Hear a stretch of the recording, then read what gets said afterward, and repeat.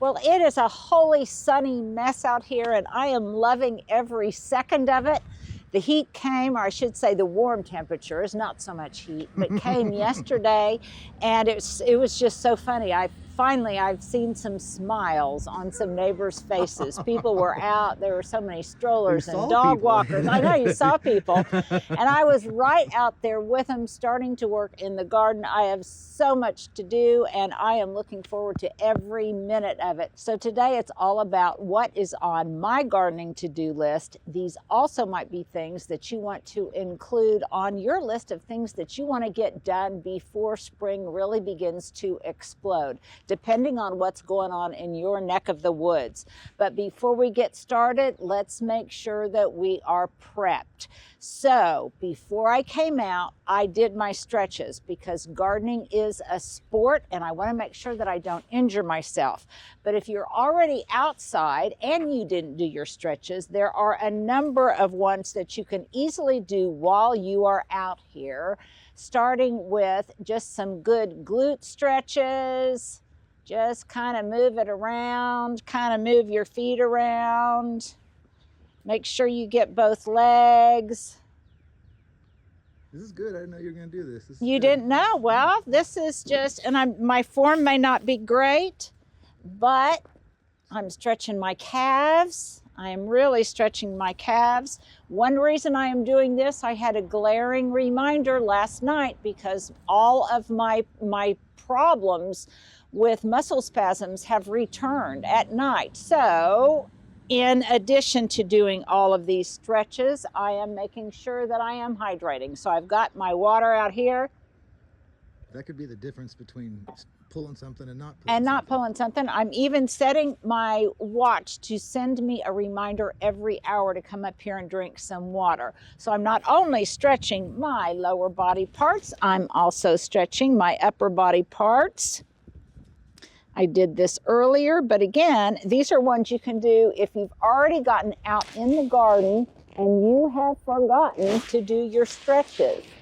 Now, one that I have added to my repertoire, a couple of different things. I saw this on, I can't remember where I saw this, but it was a recommendation, and that's if you're starting to have shoulder pain. You might want to do a few of these. If neighbors come by, they're going to think I'm a little bit crazy, but that's okay. Better than me limping. And lastly, one, because last year, you guys may know, I talked about it ad nauseum, that I had golfer's elbow. So one of the stretches you do for golfer's elbow is this one. Oh yeah, that one's good. And so I am doing both of these.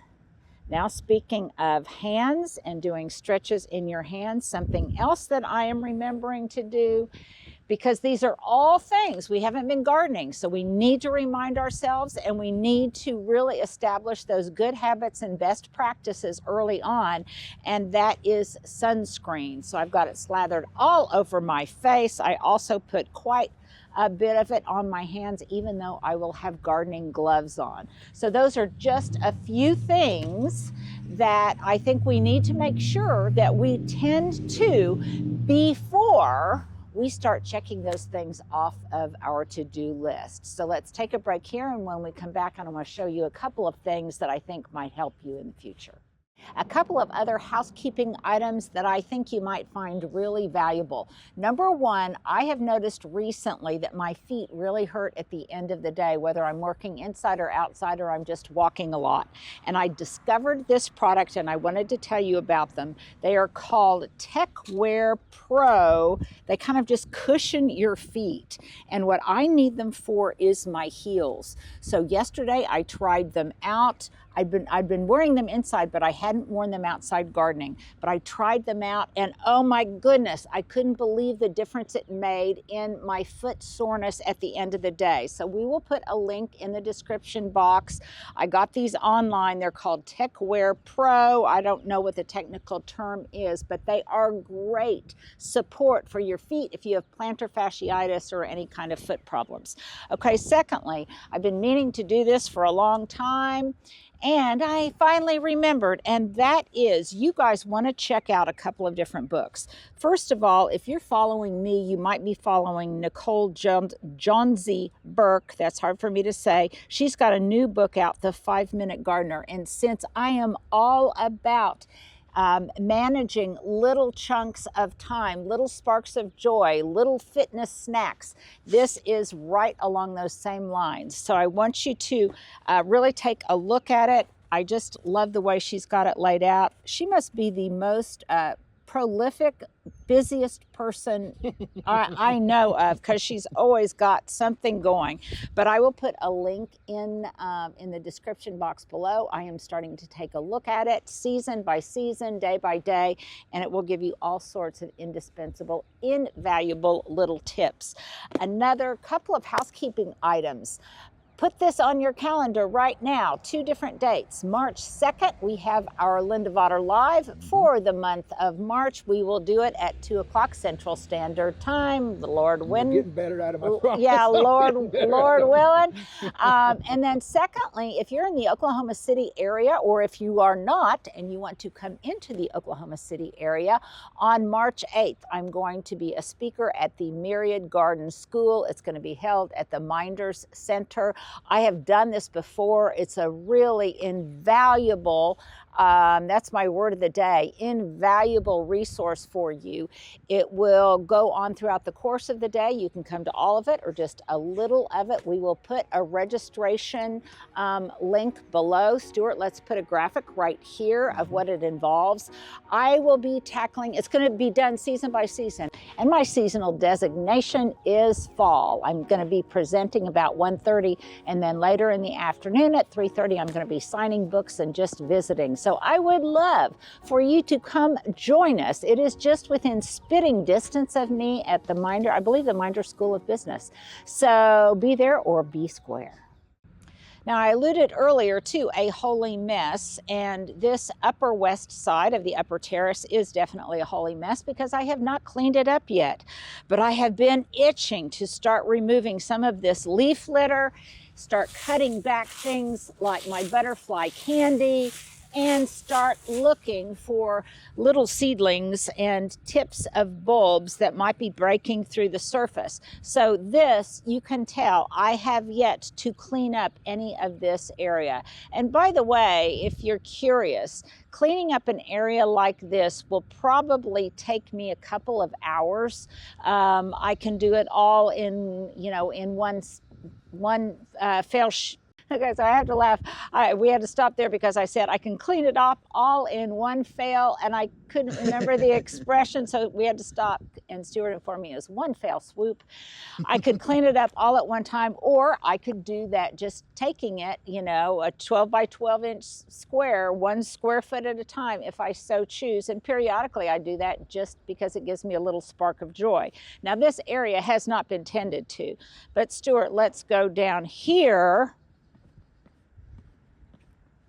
And let's talk about the first thing on my gardening to-do list. And actually, this has already been done. That is the to-do, and this is the ta-da.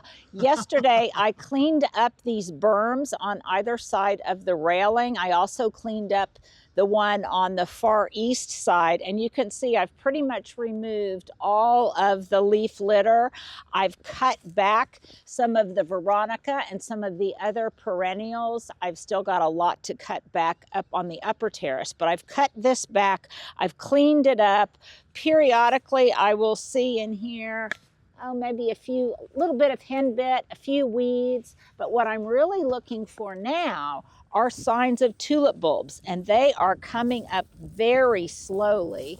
So over here, right by another little weed, I can see here is one tulip starting to come up. Interestingly, I would have thought that the tulips, because they were exposed to the full south sun, would come up earlier on these berms because of their exposure than they would up on the upper terrace where it's flat. But au contraire, no, these are actually erupting more slowly than the ones on the upper edge. I think partly because this is more exposed to wind and drying sun, and so it it really dries out much more quickly. But you can see up here that there are a number of them coming up. I've got 3 tips right here, along with a little bit more of that hen bit that I can then pull out. So this is pretty, I've got pretty much of a clean slate right here. Now, one thing I'm gonna do later is come back. This will be another thing on my to-do list. I'm gonna come back and I'm gonna clean up all of these violas and pansies. I'm gonna cut them back just a little bit so they don't get leggy. And this will not hurt them at all. It will actually rejuvenate them. And I'll deadhead them in anticipation of later this week. I'm actually going to give them a shot of some water-soluble fertilizer. So I'm going to do that little bits at a time. That's one of the things I kind of do over the course of a day. But exciting news, and Stuart, when we come back, I'm going to share with you what that exciting news is. And here's my exciting news. I just discovered this morning. Hubs went and got some of my Happy Grow landscape mix from Lowe's. And he said, oh my goodness, they've got a new bag. He was even instructed by one of the employees there that there's a new bag. But it is the same stuff. I think that the other bag, it just wasn't very formidable and it would break open too easily. So this probably uses more plastic, but it is a little bit happier and a little bit more fun and more recognizable, I think, when you're looking for it. So what I'm going to do with this Happy Grow landscape mix is I'm going to go ahead and I'm going to mulch this berm. And here was one of my tips from before on when you are opening a bag, that you open it in the middle instead of at the top. And that, I never would have done this without yeah, and then that's another tip. Let's put that little light bulb up. Some of you are already familiar with this tip and some of you are not. But what it does is it keeps it from kind of getting trapped in the corners. Now this, my goodness, this is pretty stuff. This gives me, since my theme for the week, I guess, is a spark of joy, this very much gives me a spark of joy.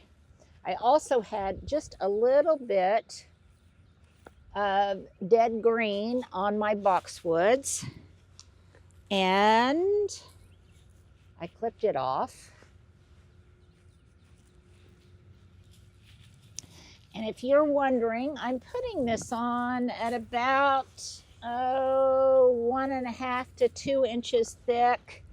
Now, one thing about putting it on these berms is that, see here, I've got some of that purple salvia. This looks like there's not much going on in here, but I promise you, yeah, Stuart, there's lots of rumblings going on underneath. How you can tell is always fascinating me. Yeah, I know. Makes me happy. Now, the other thing is that in this area on these berms, I really don't have any seedlings coming up. I don't have a lot of seeds germinating. So I'm not worrying about suffocating any of the other little seeds of larkspur or feverfew or Minoan lace that are coming up. I'm not going to worry about that because they aren't coming up in this section of the garden anyway. And look at how quickly this is going, you guys. In very, very short order, I will have this whole section mulched. Ooh, there's another bulb coming up. And I can't believe how late they are this year. And that's, and that's another thing, you guys. Definitely record this in your garden journal. Because while it was so warm at the beginning of the season, we ended on a really Arctic, frigid note. Yeah, we did, didn't we? Yes, we absolutely did. So, you know, what a difference a couple of days make because just a couple days ago, Stuart, we were at 3 degrees. And today the high is 64. And tomorrow the high is 70. Look in here, I've even got some Veronica that went to seed in between the bricks. And I'm okay with that. I am okay with that. Now this week, I'll also be... Oh, I just stepped on it. Jesus, sorry. Do not step on a tulip bulb. No, Did you apologize to it? I'm sorry. Did you apologize, little tulip bulb? Okay. So see, I've already got this all finished. It is all mulched beautifully. It looks so much nicer. And think how tidy and beautiful it will look once we edge for the first time this week along the boundary of the flower bed. Now, one other thing that I'm doing while I've got this bag of mulch out is, you can see here, hopefully you can see, in this pot right here, that there has been some frost heave where some of these root balls have heaved themselves out of the pot. And I've got some little depressions here that are exposing the sides of the root ball. These are just some more little violas and pansies, so I'm going to fill those in. Is that because of the water expansion when it freezes? It literally is the expansion and contraction of the root ball as it freezes and then thaws and freezes and then thaws. So I'm going to do that to this. And even though these look kind of sad and a little bit pitiful, I promise you that with an infusion of some water-soluble fertilizer, they will be fine. Now you may ask, what kind of fertilizer? So I've said this many times. I try to garden as organically as possible, but sometimes I make an exception. And one of the exceptions is when I'm really wanting to get a jump start on my cool season annuals like the violas and like the pansies. And so I will use some Miracle-Gro food to kind of give them a caffeine jolt, like get them some coffee to help them wake up. But then the rest of the stuff, pretty much it just gets an organic granular. I like products from Espoma, but I'm not extremely particular. Partly because when I go to my garden center, I want to be efficient, and if they've got a different brand, then I will use it as long as it meets my specifications. So that is the west side berm done pretty, and now it's just waiting for a little tidying up along the edges. Let's move on to another thing on my to-do list. I guess that was the west side story. Okay, well, what about the lawn, you might ask? Well, if the lawn doesn't really look good, I don't think, then none of the other stuff that's part of the spring parade that's getting ready to start marching along will really be set off to its optimal beauty. And because of that, I really want to make sure that I take care of the turf as well. So last year, you may recall that we overseeded with a perennial rye. Kayla helped me with that. And it is just lying in wait to green up. And probably this week, I will get some Milorganite. That's Milorganite. It is a pelletized granular organic fertilizer, and I will spread it on this turf and I will spread it on the other side. I will not spread it on the Bermuda grass because these are the only two areas that I have cool season grass or a cool season lawn.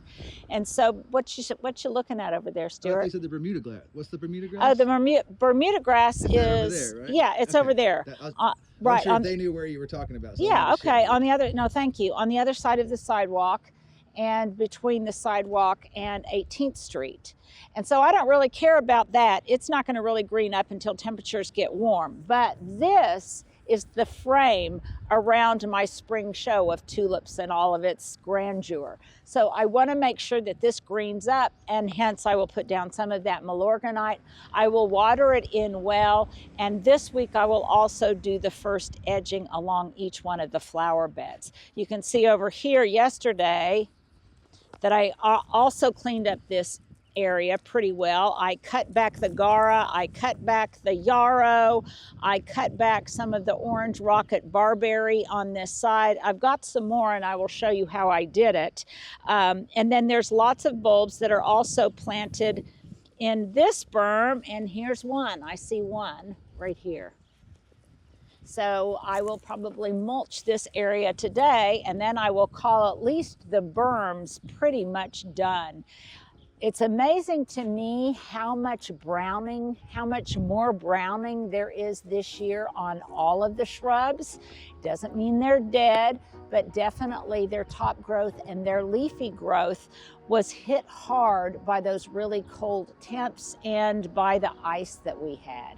But nevertheless, things are still moving along, and I have a feeling it's going to be one of those springs that doesn't unfold but explodes. So let's take a break here and I'll show you what's going on the other side and what's on my to-do list. Okay, as promised, I'm taking a water break. I'm getting in several sips to hydrate myself, and I'm also taking the opportunity to look forward. And here's another question of the day for you. I want you to answer very specifically in the comments below, if you would. What are you looking forward to this week? Well, I, for one, am looking forward to having dinner with a couple of my dearest friends, Deborah and Linda Lambert. You've seen Linda Lambert on this channel many times, two of the wisest women I know. I'm going to have lunch with Ricky Sheaf, something that's really exciting. Stuart Coral from Minnesota is going to be coming to town. We're going to meet her for the first time in person, and maybe all of us are going to meet up here at the cottage on the hill and have dinner together. Stuart, what are you looking forward to this week? That'll be fun. You're looking forward to that. Well, and hopefully we're all looking forward to more of this beautiful sunshine. Okay, well, one area that I've really kind of been hovering over to make sure that I see signs of life is what I call autumn's edge, because it seems to me that the bulbs are coming up very, very slowly. But today I see a glimpse. Here's a tulip coming up in here. And as you may recall from last year, Stuart, if we can find one, we might want to show a picture that all up and down this brick wall, there were all sorts of tulips last year. And yes, and indeed, I'm starting to finally see some signs of the tulip bulbs, though they are very slow. What I do see, and I've showed you these before on the walkabout, are some little tete-a-tete daffodils, which I really don't recall giving instructions to plant here. But that's okay, because yes, that's what these are here. But even these, normally I would already have some of these almost in bloom, and look at how small they are. So they are still coming up. This and just shines on the footage. Yeah, isn't it just gorgeous? So yeah, I love my obsession Andina. They're absolutely gorgeous. But you can see that not only will I have a rhythm of tulips up and down this wall, but I will have the rhythm and repetition of these tiny little daffodils, which, by the way, will overwinter and they will perennialize. But you can see finally, see, this makes me a little nervous, you guys, that I'm still not seeing too many tulips. Aha, here's one right here. I'm starting to see them, but boy, here's another one. But yeah, but they are slow. I did clean up the leafy debris along here. Later, I'll get some thicker gloves and come back in here when I do my light pruning on the roses, and I will remove all of the leaves from around the base of the roses. And while I'm at it, I will just pretty much remove a good bit of the mulch around them, because it might have some diseased foliage that might have black spot or some kind of other spores. And I'm going to take this and I will discard it into the trash can, and I will lay down new mulch, and I will prune this up a little bit. So those will start putting out new growth. In fact, they've kind of already started. You can see that right there. And very, very conveniently, this irrigation head is here to support this cane. So we'll be right back. I got me. Trying to show them what you said. Uh-oh. There we go. Okay, the other thing that really took a hit was the ajuga. Now, I feel certain, yeah, I feel certain it is not dead. It's not dead. I can see glimmers of green, but some of this is starting to kind of slough off. So that right there means it's not dead in this situation. No, you can look here. See all that green? The equivalent of when you kind of go into a branch and you still see green. Right, right, absolutely. But there is stuff that needs to be sloughed off here, especially because last year, you might recall that on some of it, I had powdery mildew. Now, Stuart, wait right here. In fact, while we're waiting, why don't you put up a little picture of the ajuga and what it looked like when it was alive and healthy and happy.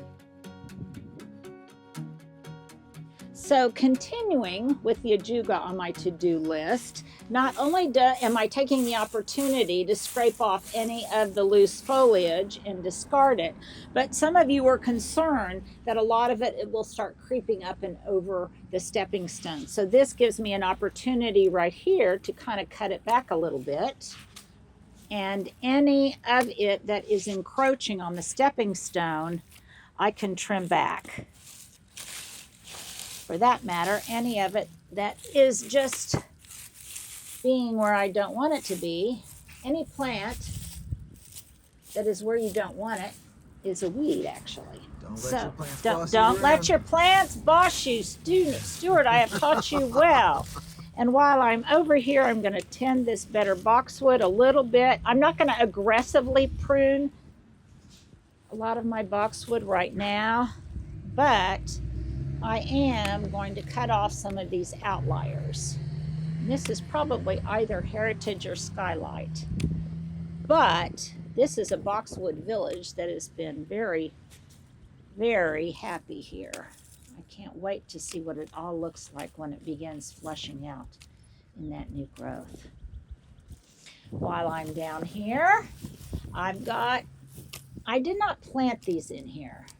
Somebody else must have planted these in here. I had some extra chrysanthemums, white chrysanthemums, and you can see here's another example. This is not dead. See that there, Stuart? So I'm going to cut off that top foliage. And then after I get the beds cleaned up, I will probably transplant these that are at the base of this beautiful Encore azalea, which I am happy to report, I can't believe it, it sailed. I thought for sure it would be a goner, but it sailed through that 1 degree, that week of really frigid temperatures in 1 degree.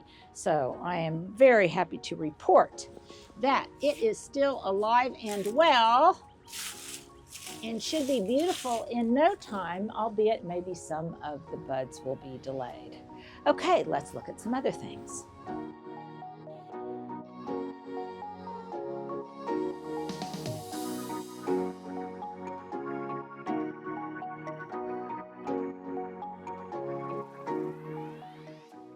Well, as you can see, I have taken off my jacket.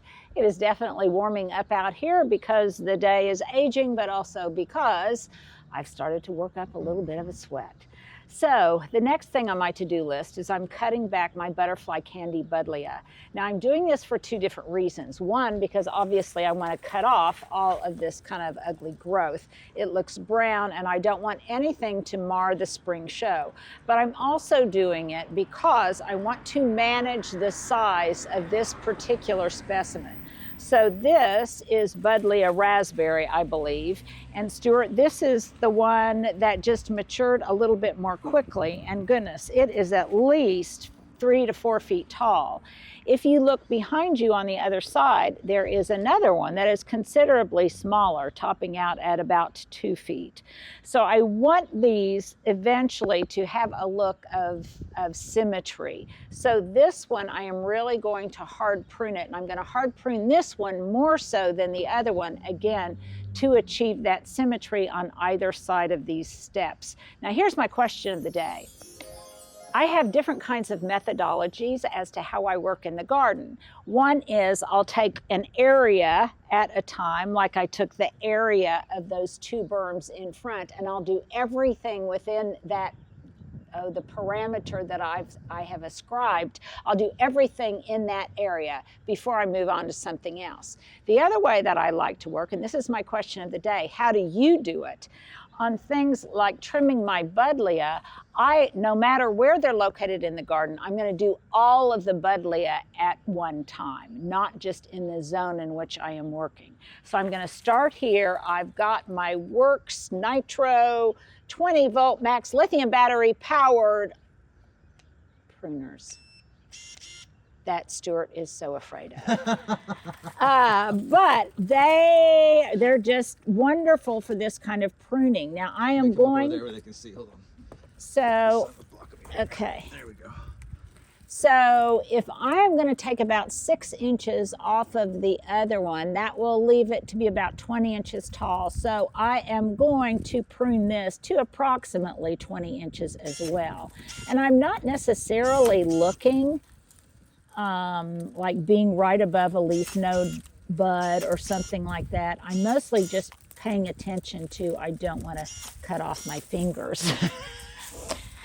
So, when you're doing this and you're using a power tool like this, a woman and her power tools, hold the branch way out on the end, a good distance from where you are making the cut. But see, it's like butter baby. I've said that before. I love saying that. It's like butter baby. Really nice. It cuts very, very nicely. Even big branches too. Yeah, even big branches. Not big for this. Big, yeah. And this will not only clean this up, but it's going to fairly soon, not right away. And by the way, for you guys, I'm in zone 7B, so I feel pretty comfortable doing this right now. If you are farther north, you might want to wait a little bit longer. But for me, I feel certain I'm pretty safe in doing this now. But it will not only take off the dead uglies, but it will also then encourage a flush of new growth. Not necessarily right away, but maybe after the next rain or before too long, depending on weather conditions. So this is going to look so much better. And again, if you've got a problem with arthritic hands or whatever on your to-do list, you might put ordering one of these battery-operated pruners for just this kind of thing. Because I think one of the reasons that I have arthritis in my right hand, in my right thumb area, is because I've done so much pruning over the years. So I'm going to continue on with this, and then I'll show you some other places that I've got this buddleia. And Stuart, if we remember, could we put up some pretty pictures of butterfly candy?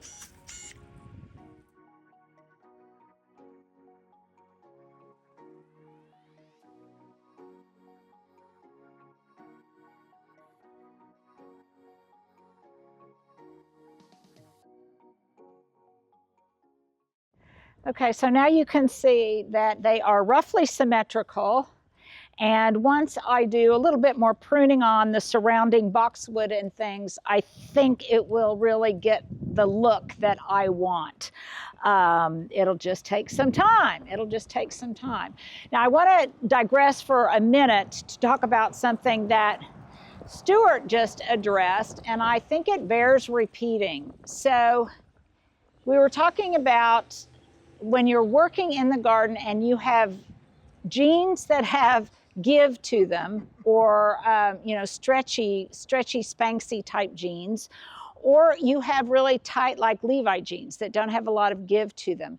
You can really hurt yourself, you guys, if you are not gardening in some kind of attire that has give to it, because it's putting additional pressure on your joints, on your muscles, on your back, on your vertebra, when you can't really easily move.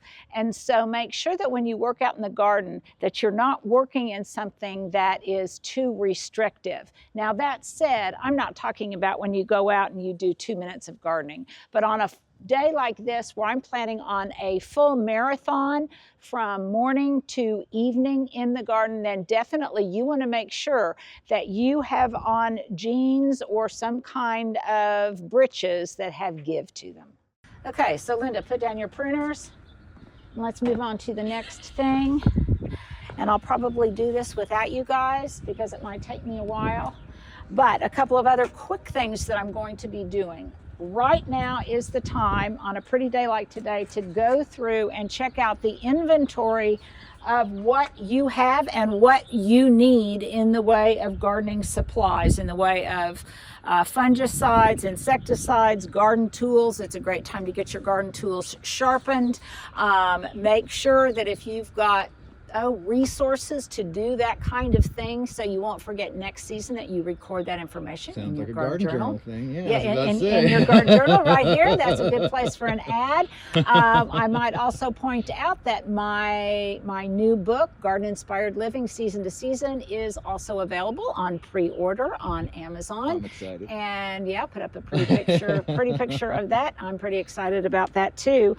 And I'm also excited about another really quick and easy, fun little project that I'm going to be working on, and that is I have these 2 tiny square boxes that have nestled inside them some a plastic container in which I can then plant something. So I think what I'm going to do, I've had these stowed away in the garage, and I think what I'm going to do is I'm going to plant, I had some seed in there, some perennial rice seed, and I think I am just going to plant these up with some of this seed, and then I will enclose the boxes once I put the seed. This is for demonstration only. I still have a little bit more amendment to do on top, but I'll just go like this. And I will water those like grass ones. Yeah. And I'll have 2 tiny little lawns of grass. And then after I get them in here, I will moisten them, and then I will put them in a plastic bag like this to have a really great greenhouse effect. And if this seed is still viable, then it should germinate almost immediately, and I will be en route to having 2 cute tiny little lawns, which will be a jolt of joy for me. It will also give me a jolt of joy lastly on one other kind of big thing that I'm going to need some help with, and we'll talk about that when I come back. Well, it wouldn't be a garden video with me if I didn't at some point talk about topiary. I have all of these beautiful boxwood topiary that Kayla very kindly protected for me while I was in New Orleans, which is why they are all kind of clumped together, because they were all positioned so that they could fit underneath one great big tarp. This is the new style. Yeah, this is the new style. But these are very, very heavy. Ain't nobody gonna convince me to try to move these on my own.